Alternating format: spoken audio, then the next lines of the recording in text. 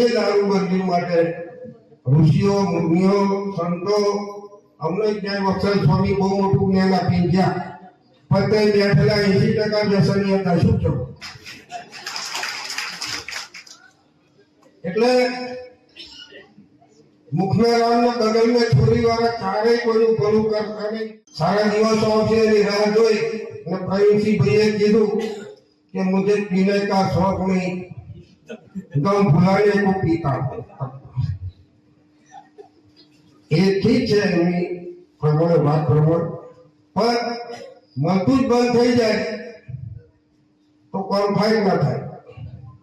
એ દારૂબંધી માટે ઋષિઓ મુનિઓ સંતો અમને જ્ઞાન વત્સલ સ્વામી બહુ મોટું જ્ઞાન આપી ગયા, પણ તે બેઠેલા 80% વ્યસની હતા. શું છો? એટલે મુખના રામના બગલ में છોરી વાળા ચારેય કોઈનું ભલું કરતા નહીં.